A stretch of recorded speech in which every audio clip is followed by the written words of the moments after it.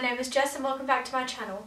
Today I am sharing my May makes. I can't believe we are nearly halfway through the year. How quickly has 2018 gone? I know that people say that every single year, but this year just feels like it's going extremely quickly.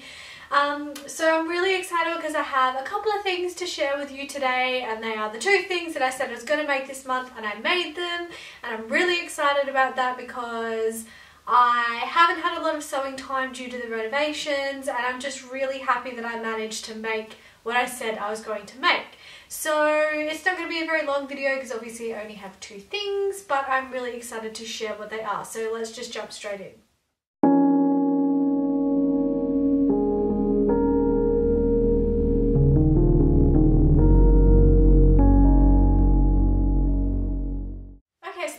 I want to share with you is what I'm wearing, and it is the Megan longline cardigan from Tessuti Fabrics.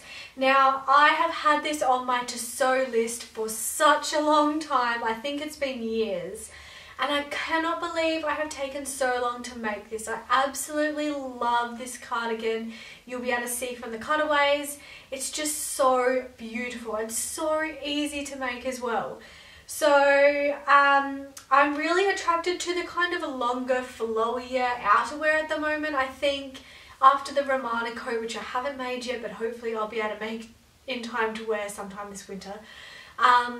There's just been a lot of like long flowy cardigans popping up in like stores and online, and I just love the look of them. I didn't think I could pull off something like a long cardigan because I am so short. I'm only 5'1". And sometimes the longer flowier things can like look a bit silly on me, but I love this cardigan. It is absolutely beautiful, and I love pairing it with just like plain black so that it really stands out. So the fabric is a spandex from Spotlight that I picked up ages and ages ago. Like I said in my plans video, I had planned to kind of make like a waterfall cardigan or something, but then as soon as I saw the Megan longline cardi and this fabric, I was like, no, they're a perfect pairing. So yeah, I really love this fabric. Obviously it's not hugely like autumnal or wintry in terms of the weight of it. It's quite a thin knit, but it is not so thin that I can't wear a top underneath it. I did end up taking in the sleeves because they were quite baggy, and I put a little poll up on Instagram about it, and even the girls from Tessuti said, nah, I think you should take the sleeves in a little bit because this fabric has give. It worked quite well. Actually, I don't have the stretch going the right way on the sleeves. I was trying to maximize the fabric, which is what I like to do with all my fabrics, because I was hoping, and I am able to get a oh my gosh, a manetta out of it as well. So I'm really excited. I'm definitely going to make a manetta with what I've got left. So yeah, I didn't want to kind of waste the fabric, so I ended up putting the sleeves across the grain, like, you know, not the stretchy way. It does have stretch, but it's not like a proper 4-way really stretchy knit.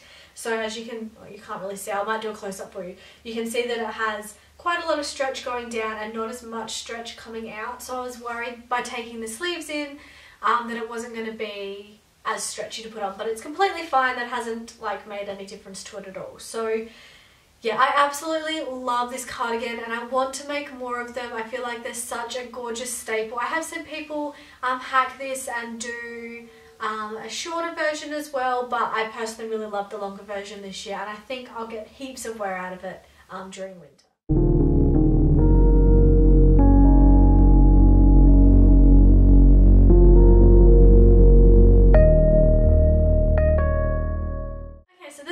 That I made this month is the Sew My Style make for May, which was the Maya Sodas dress from Deer & Doe. This was part of their new release, and people were really excited about it. Now I know that this is really similar to the fringe dress, and I have said on Instagram that, I think it was actually in the Facebook group, that if we had known that this was going to be you know, the release from Deer & Doe that we were like given to choose from, we may not have done the fringe, but I'm hoping that people will still be happy to make the fringe later in the year. You know, maybe an autumnal version for those of you in the Northern Hemisphere, and definitely a lovely spring version for those of us in the southern hemisphere. So yeah, we are aware that they are very similar, but we still love them both the same. So on to my Myosotis. So I actually had this gorgeous gingham earmarked for, well, originally I bought it from a fabric de-stash market to make like a skirt and a top, and then I was going to make the Coco Wawa marshmallow dress as like a tunic out of it, which is actually quite similar to this one as well. So then yeah, when I'm trying not to buy too many fabrics this year, and I knew I had this in my stash and I thought it would look super cute as a Myosotis and something that I could wear not only in autumn and winter but also in spring and summer as well. And I feel like it works perfectly with this dress, and I'm so glad that I decided to use it. So I made version A, which has the ruffle sleeves and the ruffle hem as well. I just love ruffles, even though I hate gathering. It is my least favourite sewing task. And there is quite a bit of gathering on this because you have to gather the sleeves, you have to gather the bodice onto the skirt, and then the skirt onto the bodice, sorry, and then you gather the ruffle down the bottom onto the bottom of the skirt. So there's a lot of ruffles, there's a lot of gathering, but I feel like it is super cute.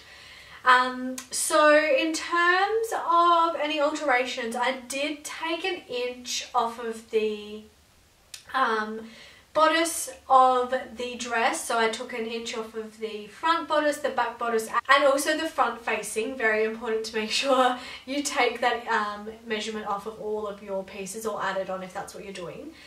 Somebody in the Facebook group mentioned about it, and I remembered that yes, this is probably something I should be doing to a lot more of my dresses because I do have a higher natural waist, and I prefer when the waist is a lot higher on me. For example, the Minetta dress is way too low for my waist, so I will need to make adjustments to that next time I make it. So anyway, I took an inch off, and that makes it sit really perfectly on my waist. I love the way this looks. I'm 5'1", so on me it's not that short, but on some people it has been quite short. So if you haven't made this one yet and you are a little bit taller, you know, you might like to think about adding some length onto the skirt. It looks really short when you just do the skirt piece, but the ruffle piece is actually quite wide. It's about this wide before you do the hem, so it does add on a lot more length than what it would just with the skirt piece on there. So I love this. I love the sleeves. I love the way it looks. Now, because I took the 1 inch off of the bodice, I'm not 100% sure if I want to add buttons onto this. So for the minute, I've just got this tacked close, and you probably can't really tell unless I pointed it out to you. But I'm thinking that I'm probably not going to add buttons on. I don't know. I just kind of feel like the buttons don't really work. And I think that it looks really cute without the buttons. It's more like a tunic. So probably a little bit more similar to the French dress. So yeah, I'm thinking I'm just going to tack, like, invisible stitch this down or slip stitch this down or something so that you can't see the stitches, and I'm probably just going to leave it as that and not add the buttons in, I think. Let me know down below if you think I should put them on, but I don't know, I just kind of feel like it looks cute without them. So in terms of construction, this is actually a really easy dress. There's no zips, there's no buttons, there's no elastic, which can make it a little bit difficult to get out of. I do have quite a bit of ease in this, but I still do struggle to get out of it a little bit, which was something that quite a few people have been mentioning about it. But I think as long as you allow yourself enough ease, then yeah, it will be fine to get on and off. This looks really cute paired with the belt as well. I've got a really nice tan belt and like a vegetable tan coloured belt as well, which will go really well. I probably wouldn't wear this with the black stockings that I've got on today. I'd be more likely to wear them with skin coloured stockings and fawn boots, which is... So yeah, they're my makes for this month. I hope you guys like them. I love them. I don't know if I've got a favourite. I really like both of them for their own different uses. I mean, obviously I love pretty flowy dresses like this, and I don't have enough of them in my wardrobe, but then I really love the kind of sophisticated look of the Megan Longline cardi as well. So I don't have a favourite. So thank you guys so much for watching. If you liked this video, as always, please hit the like button. Next week I'll be back with my June sewing plans, and I'm really excited for June. The Sew My Style pattern is very exciting for next month, and I cannot wait to share. So yeah, like I said, if you haven't already, please like this video, please subscribe, and I will see you next week. Bye!